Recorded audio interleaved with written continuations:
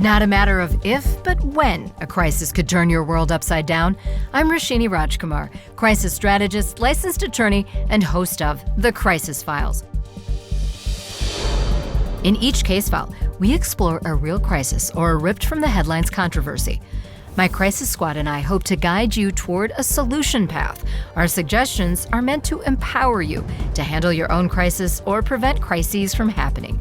We do not provide legal, financial, medical, or PR advice for particular situations, but strongly recommend you seek out professionals to help your specific need. Today, I've got two members of the Crisis Squad with me. Steve Silton, a business and entertainment attorney with Cozen O'Connor, who helps clients get out or stay out of trouble. Jennifer Hellman is CEO of GovPublic. She's a public relations and reputation management professional, working with businesses, nonprofits, and native tribes. Today, we talk about what happens when you feel you've made an ethical stand, but you lose or the tide doesn't go your way. A case file I call Liz Cheney Stands Her Ground. You may recall in August, Liz Cheney lost the GOP primary to Harriet Hagman by 35 percentage points in Wyoming. Once a Republican superstar, she's getting shunned by many in her party. According to one quote, she believes the nation is barreling toward crisis, lawlessness, and violence. Just the kind of words for the Crisis Files. Steve, what do you think about this? This goes under the heading, don't let any good crisis go to waste. Liz Cheney sees an opportunity in the Republican Party, particularly with the anti-democratic kind of movement within the Donald Trump, the MAGA organization. Not all people who support Donald Trump, but just a very small portion. A lot of them were out protesting on January 6th, storming the Capitol, who don't believe that traditional democratic values are relevant anymore to the American experience. As we all know, Liz Cheney is the daughter of Dick Cheney, kind of the Republican stalwart. Former vice president, former defense secretary, former chief of staff under Gerald Ford. But a very long and deep Republican pedigree. And she made a very conscious decision to go against the grain in essentially opposing Donald Trump and, frankly, his worst kind of anti-democratic instincts, particularly after January 6th. Though her movement away from Trump actually started well before that. And in doing that, she knew she was going to run astray of her constituents within Wyoming. She knew she was going to lose. She won by 37% in 2020, and she knew she was in major trouble. She had no illusions. That being said, she raised a boatload of money from out-of-state supporters. Her national platform obviously has risen dramatically. As we all know, she serves on the January 6th Commission along with one other Republican, Adam Kinzinger. So this was a very specific decision that she made to go against Trump. And she is saying, she hasn't made a decision, but she is saying she's thinking about a run for president in 2024. So Jen, with something like this, when you make a decision, politician or otherwise, even a regular person, to so go against the grain, in her case, take a gamble, how do you know it's going to pay off? What's the calculus? Well, you never know what's going to pay off. But I think having the courage to make that decision goes with what she's trying to do. She's been using phrases that appeal to women. She's been talking about how the country has not been going well, having been run by men. She's clearly making an appeal to a certain audience and demographic. You mentioned some of the words she's been using. She's been talking about crisis, lawlessness, violence. She's trying to be the opposite of those words that she's using. That's very intentional language and aligns with her strategy for higher office. Well, it's interesting you point out that she's saying kind of men versus women. So that's even bigger than Republican versus Democrat. She may be alienating a lot of men out there, too. I don't know if that's a good gamble. Well, not necessarily. I think she's trying to be opposite of what we're currently experiencing. I think that she'll still get men who respect that, who want to see something different, want to see a difference in the way that the country is going, and she's positioning herself as that alternative. Politics, and I don't want to get too into politics here, presidential elections tend to be a reaction to the prior president, where you had Barack Obama, who was in very much reaction to kind of the instinctual leadership of George W. Bush. You had Donald Trump, which was very much reaction to our first diverse president, and Barack Obama having a very, very established name. One of Donald Trump's biggest characteristics is his misogyny. Like him or hate him, he has a history of misogyny. And it's quite possible that this will open up an opportunity for a woman to step into that role. So Liz Cheney is being very calculated with the use of her language. Language is very important, as you both know, in the work that you do.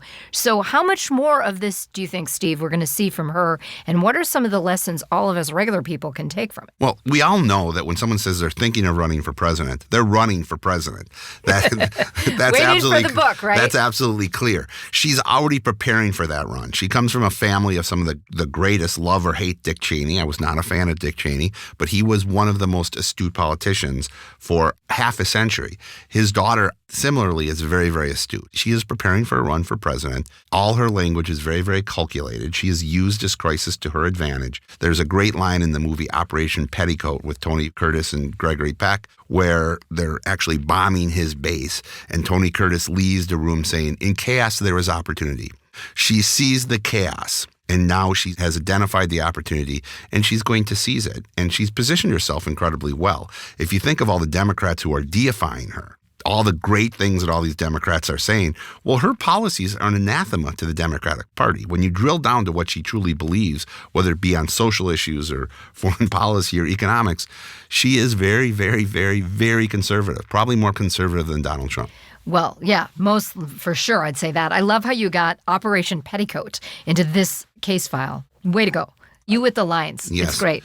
Jen, one of the things I wanted to talk about by way of solution is, when is it okay to be wrong or not win? When you really are going for something, you feel like ethics are on your side, but it just doesn't go your way. I think this has been a perfect case of that. She's been very clear about what she believes. She has distinguished herself because she's willing to stick to her morals and values. We've seen her fight. We've seen her fight hard against what she believes to be an injustice. I think there was a sense of cancel culture in Wyoming going against her, but then we saw it take off across the entire country. And in doing so, she's really become an underdog.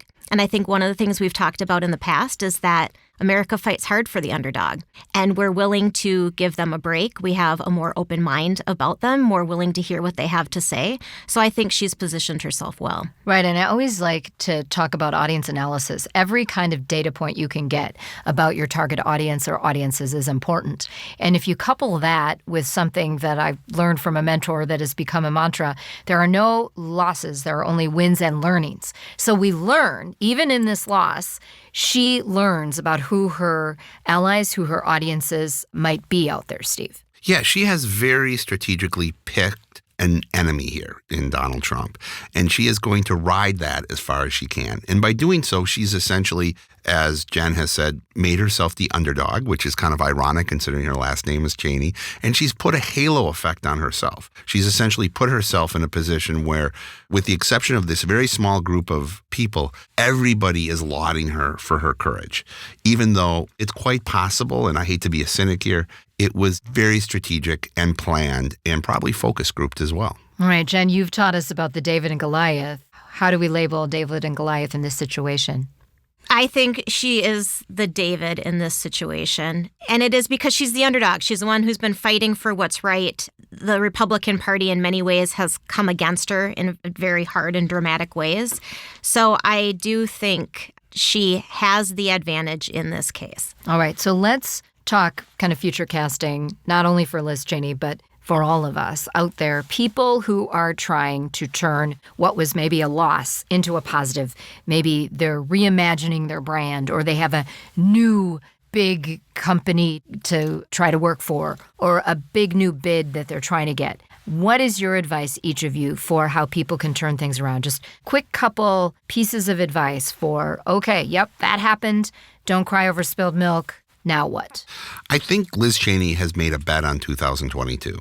And if the Trump Republicans, Dr. Oz in Pennsylvania, Herschel Walker in Georgia, the Masters guy in Arizona, if they come out, J.D. Vance in Ohio, if they win big, I think Liz Cheney is going to consider this a loss for herself. I think she's going to be relegated to the background. Trump will remain the biggest, most visible leader of the Republican Party. And there's not going to be a lot of soul searching. There's not a lot of soul searching in victory. If, however, the Democrats keep the Senate, which is more and more likely, by some miracle, maybe they even keep the House as well. although I don't think that's as important, Liz Cheney will become the new leader of the Republican Party. And it was a phenomenal gamble. I think she's taking a very strategic gamble in this case. All right, so you've heard Steve's predictions here. Jen, how can people take a big loss and turn it into a possible win? Well, big gambles come with big payoffs, and you have to be able to do that if you want to be president of the United States. I think it's understanding your audience, making sure she's presenting the alternative, which I think she's doing very deliberately, being very authentic. Now, whether this has all been focus grouped and her values are essentially created to become president, we don't know. But so far, she seems to be sticking to them. And as long as she is consistent and doesn't give us any reason to doubt that she hasn't been authentic by fighting this fight, I think she's put herself on a good trajectory. All right. Great insight, folks. Thanks to Crisis Squad members Jennifer Hellman and Steve Silton. Today's Crisis Brief brought to you by the Minneapolis Regional Chamber. Number 1.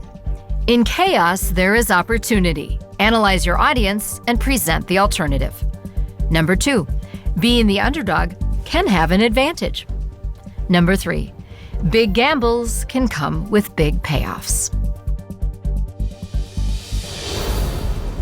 The Minneapolis Regional Chamber is a proud sponsor of the Crisis Files podcast. The Minneapolis Regional Chamber is the area's most active business advocacy organization, playing a critical role in top issues impacting the region, including workforce development, education, housing, and transportation.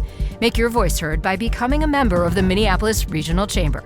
Learn more at mplschamber.com or Google Minneapolis Regional Chamber. Thank you to my podcast co-producer, Tom Hamilton of Undertone Music. Want us to weigh in on your crisis? Email me, Roshini@RoshiniGroup.com, ROSHINI @RoshiniGroup.com. I'm Roshini Rajkumar. Join me next time on The Crisis Files.